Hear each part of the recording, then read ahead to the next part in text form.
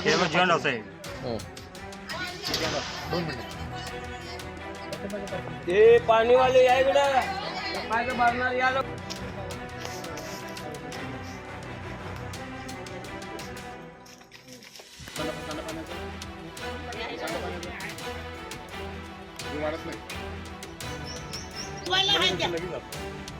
पाणी तर नाही दोन घराला पाणी पुरवणार या बायका सगळ्या ते बायला चालता येत नाही ती बाय दोघांची पाय त्या गल्लीमध्ये घाण होत नाही तुमच्याच गल्लीत कशी घाण होती तुमचीच गल्ली कशी लोक सांगायला ते तक्रार आणि हे बघा घाण घाण कशी आहे बघा सांगली मिरज आणि कुपवाड शहर महानगरपालिका क्षेत्रामध्ये अनेक समस्यांना तोंड फुटले असं म्हणायला हरकत नाही.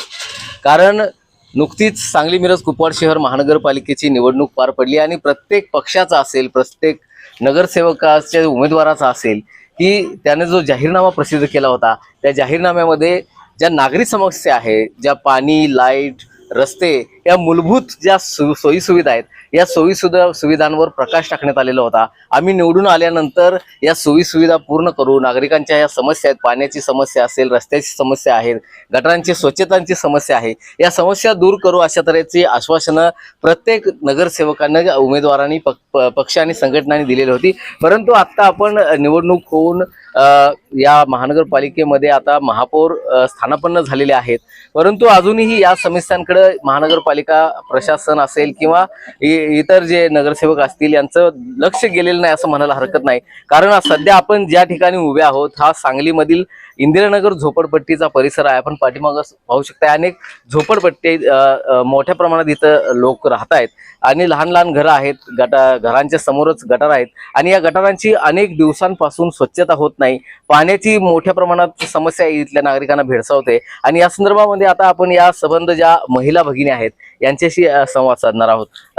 पाहूया मावशी काय सांगाल किती दिवसांपासून ही समस्या पाण्याची आहे काय कसं इकडे या मावशी तुम्ही बोला मी बोला. पाणी नाही आमच्या इथं आणि रस्ता नाही आणि गटारीमध्ये आळ्या पडलेल्या आहेत त्या आळ्या सगळ्या घरामध्ये जातात पावसाचं पाणी पण घरामध्ये जाते आणि मुकादम आहे ते एक नाही तर दोनच कामगार पाठवतात. पूर्ण इंदिरानगर परिसर किती मोठा आहे पण तिथं तरी दोनच कामगार पाठवतात. पहिला किती 8, 9, 10 येत होते आता नुसतं दोनच येतात आणि काय स्वच्छता होत नाही काय नाही काढून तसं टाकून जातात. मग त्यांनी काय करणार काढून टाकणार काय आणि पाणी तर चावीला नाही आहे सगळ्याला पाणी नाही आहे. पूर्ण बायका दुसरीकडून जाऊन बोरिंग मधनं पाणी आणतात त्यांनी आणि इकडे आमच्या चावीला पाणी नाही. बरं गटारांमध्ये आळ्या पडलेल्या आहेत असं तुमचं मत आहे. पाण्यामध्ये पण आळ्या येतात पाण्यामध्ये पण आळ्या आहेत चावीच्या आणि गटारमध्ये बी आळे आहेत ते शेपटे आळे आहेत का नाही ते पडलेत बघा आम्ही फोटो काढून ठेवल्यात. जे नळ येतोय तुमच्या त्यातून पण पाणी येते तो नळ गटारातूनच गटारातूनच आहे पाण्यात त्याची पाईप आहे ना ती गटार मधूनच आहे आमची त्यातनं पण सगळ्या आळ्याच आहेत आणि वाटतं पाण्याचा निचूर होत नाही तिथनं काय जातच नाही पाणी तिथं सगळी घाण तिथं तुंबलेले आहे आणि असं जर दुपारचं जरी बसलं तर आता आमच्या घरात ढासांनी भरलेलं आहे बघा. आता आणखी एक मावशी आपल्याबरोबर आपण त्यांच्याशी बोलूया. काय सांगायला नगरसेवक वगैरे आता निवडणूक नुकतीच झाली बघा आता नगरसेवक 10 वेळा आले ते आमच्या इंद्रनगर मध्ये तुमचे गटारी करतो तुमचे रस्ते करतो तुमचं हे करतो ते करतो. हे निवडून आल्यापासून एकही नगरसेवक आमच्या इथं आलेला नाही. इथं घुशी राहतात दिवस तरच देतात उंदर तरच देतात इथं गटरी स्वच्छ नाही इथं किड बाहेर येतात पाण्यातून किड बाहेर येतात पाणी व्यवस्थित येत नाही आम्हाला. आम्ही कसं जगायचं आणि ह्या इंदिरानगर मध्ये कसं राहायचं हे कोणी विचार करायला करता का नाही आम्ही असंच मरून जाऊ किड्या माकोड्या आणि काय आताचे नगरसेवक वगैरे या संदर्भात तक्रार केली का केलं नाही अजून आलीच नाही त्यांनी हात जोडायला तेवढे आली ती निवडणुकाला तेवढे आली ती मत मागायला मत दिली आम्ही निवडून आणलं आता कशाला येते त्यांनी आता त्यांची गरज संपली ना.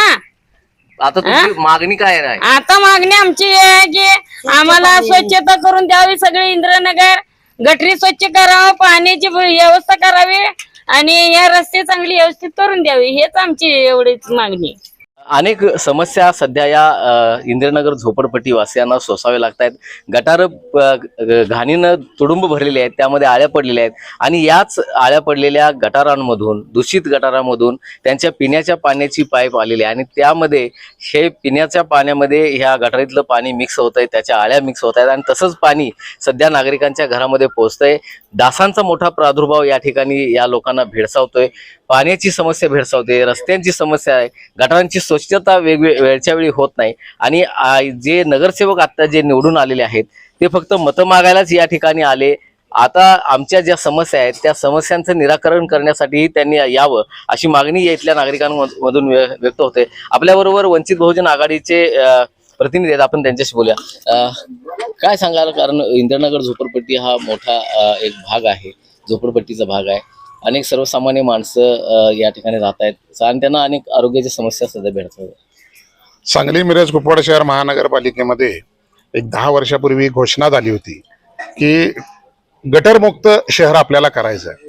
त्याच्यानंतर कोट्यावधी रुपयाचा फंड आणून या ठिकाणी ड्रेनेजची व्यवस्था करायला सुरुवात झाली. पण या इंदिरानगरच्या परिसरामध्ये असं दिसून येते की त्यांनी फक्त श्रीमंत लोकांच्या वस्तीमध्ये ही ड्रेनेज व्यवस्था केलेली आहे. यांना महापालिकेला गरिबांचं काही घेणं देणं नाही. आज इंदिरानगर परिसरामध्ये बघत असाल 10 वर्ष उलटून गेलेले आहेत. 10 वर्षानंतर सुद्धा या ठिकाणी ड्रेनेजची व्यवस्था नाही. आज ही लोक या ठिकाणी गटरीमध्ये राहतात. आजूबाजूला गटर आहे, सांडपाण्याची व्यवस्था व्यवस्थित नाहीये, गटरी तुडुंब घाणीनं भरलेले आहेत. एखादं लहान मूल जर खेळता खेळता त्या गटरीमध्ये पडलं तर त्याचा जीव जाण्याची शक्यता आहे. आता ह्या परिस्थितीला जर महापालिकेला दिसत नसेल तर महापालिकेनं काय केलं पाहिजे हे त्यांनी विचार केला पाहिजे. दुसरी गोष्ट म्हणजे महापालिकेने गेल्या पंचवार्षिक योजनेमध्ये घोषणा केली होती की मागल त्याला नळ कनेक्शन, जर मागल त्याला नळ कनेक्शन देणार होते तर मग या इंदिरानगर परिषदेमध्ये तुम्ही त्या परिसरामध्ये प्रत्येकाच्या घरी नळ कनेक्शन द्यायला पाहिजे होतं. पण याने कुणालाही नळ कनेक्शन दिलेलं नाही आणि जे नळ कनेक्शन दिलेलं आहे ते सुद्धा यांनी गटरीमधनं काढलेलं आहे. आज त्या गटरीचं सांडपाणी त्या नळ कनेक्शनामधनं प्यावं लागतंय आणि या ठिकाणी पाणी देत असताना सुद्धा त्यांनी फरक कसा केलाय बघा.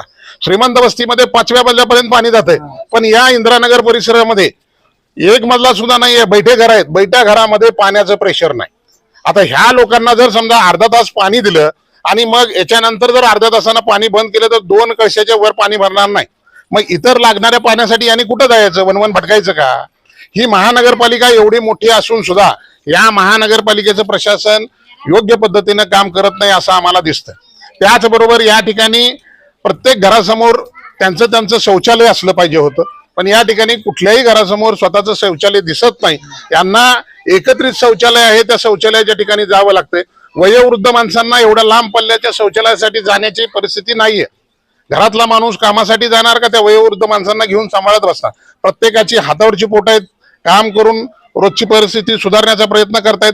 अशा परिस्थितीमध्ये ह्या महानगरपालिकेने यांनी सोडायचं जर ठरवलं असेल तर येणाऱ्या काळामध्ये वंचित बहुजन आघाडी तुम्हाला इशारा देत आहे की तुम्ही जर ह्या परिस्थितीची सुधारणा लवकरात लवकर नाही केला तर हे जे गटरीचं पाणी आहे, हे घाण पाणी आहे, ते तुमच्या महापालिकेच्या दरवाजासमोर आम्ही वतण्याचं काम करू. नक्कीच या ठिकाणी इंदिरानगर झोपडपट्टी जी आहे या झोपडपट्टीमध्ये सांगली मिरज कुपवाड शहर महानगरपालिकेनं गेल्या पंचवार्षिक मध्ये जे आश्वासन दिलेलं होतं की गटारमुक्त परिसर किंवा गटारमुक्त महानगरपालिका क्षेत्र, परंतु तसं होताना प्रत्यक्षात मात्र दिसत नाही. इथल्या लोकांच्या अनेक समस्या सध्या त्यांना भेडसावत आहेत आणि या समस्यांमुळे त्यांना अनेक आजार होत आहेत.